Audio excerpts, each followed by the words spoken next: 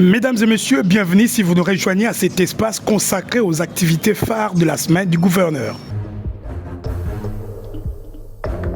Avec sa casquette de pratiquant des arts martiaux, à l'occurrence les Shotokan et les Kyokushin, le chef des exécutifs provincial du Congo central, Dr Guiba Ndungidi, a consacré la journée du dimanche 12 février 2023 à une séance d'entraînement public au site Belvedere dans la commune d'Nzanza. Plusieurs autres athlètes de la ville portuaire de Matadi ont participé à la dite séance d'entraînement qui s'est déroulée dans le strict respect des normes qui régissent le sport de combat. Le message particulier, c'est d'abord de remercier les encadreurs, parce que les maîtres en arts martiaux, ce sont d'abord des encadreurs. Ce sont des encadreurs de la jeunesse. Et vous savez que la jeunesse est pour nous un chantier qui est très important, qui répond à la vision du chef de l'État. Et si on veut avoir une nation forte, il faut encadrer sa jeunesse. Le plaisir de venir s'entraîner avec des encadreurs, des maîtres dans des disciplines diverses des arts martiaux, c'est pour montrer aussi à la jeunesse que les arts martiaux peuvent emmener vers toutes les voies dans la société. Moi-même, je suis médecin, j'ai une carrière d'entrepreneur. Aujourd'hui, j'ai embrassé une carrière politique, mais ça ne m'empêche pas de continuer de m'entraîner. C'est un choix historique. Ici, nous sommes sur le toit de Matadi et nous voulons, par cette symbolique, montrer que le Congo central est définitivement engagé dans la vision de récupérer sa place de leadership et de remonter vers les sommets. Voilà la signification de cet entraînement aujourd'hui sur le toit de Matadi. La semaine qui vient de s'achever a été également marquée par plusieurs audiences accordées aux différentes délégations et autres personnalités. C'est pour avoir des éclaircissements sur l'arrêté provincial portant contrôle technique des véhicules au port international de Boma, autrefois controversé par certaines langues, que la délégation de la société civile ville de Matadi est venue échanger avec le gouverneur Guiba Ndungidi. Nous avons parlé de l'arrêté là qui a été publié la fois passée sur les contrôles des véhicules.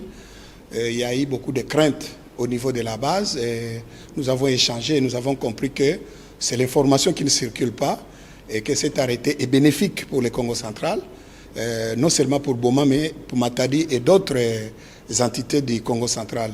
La raison pour laquelle nous avons essayé de parler et nous avons pris la responsabilité de continuer d'échanger avec l'autorité provinciale, mais aussi d'élargir les rencontres avec d'autres composantes, d'autres parties prenantes, pour que la population qui n'arrive pas à comprendre puisse quand même s'approprier de cet arrêté et de comprendre qu'est-ce qui trouve sur le contenu de cet arrêté. Et il est très réceptif. Nous avons compris que nous avons un gouverneur qui maîtrise la province et qui connaît bel et bien les attentes de sa population. Donc nous avons compris que c'est un gouverneur à soutenir et nous allons continuer à travailler ensemble avec lui et donc suivre tout ce qu'il a comme capacité, comme programme, comme projet, comme souci, comme attente. Je pense que nous pouvons booster le développement de la province du Congo central. La route materne Tchela-Singini dans le viseur du gouvernement central via l'agence congolaise des grands travaux. Voilà qui justifie la présence d'une délégation de ces services de l'État congolais au cabinet du gouverneur Dr Guiba Ndungidi. Celle-ci a tenu à informer l'autorité des provinces de cette mission au cours de l'audience lui accordée. Un projet de 118 km et vu l'état de la route aujourd'hui, et donc il est nécessaire que des études soient faites de manière à ce que nous sachions maîtriser et la qualité et le coût pour une implémentation de ce projet qui est imminente. C'est comme ça que vous nous voyez accompagnés de l'entreprise Sino Hydro qui devra exécuter les travaux de ce projet. Nous avons prévu 2 semaines pour les études. Là, ce que nous allons faire, nous allons faire une reconnaissance et laisser les équipes déjà commencer à faire les études. Donc 2 semaines sur terrain, 1 mois au bureau et après 1 mois, nous pourrons déjà dégager le coût nécessaire pour les études et faire un montage financier pour les débuts des travaux.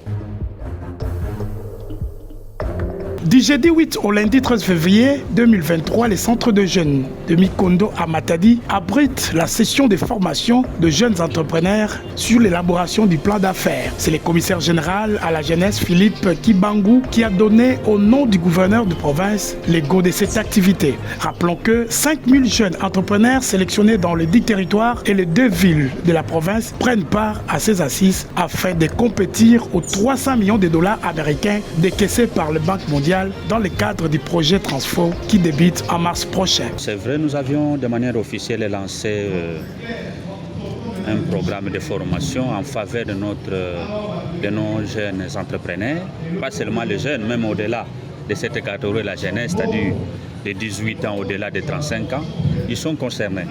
Au fait, il a été question parce que nous avions 3 catégories de jeunes entrepreneurs. Il y a des jeunes entrepreneurs qui sont formels, c'est-à-dire qui se sont constitués à une société. Il y a des jeunes entrepreneurs qui sont porteurs d'idées. Il faut une formation. Cette formation va les aider à élaborer un plan d'affaires qui sera soumissionné au niveau de la Banque mondiale. Et sur base de ça, qu'ils seront sélectionnés pour qu'ils puissent bénéficier d'un financement au regard du projet qu'ils vont devoir présenter.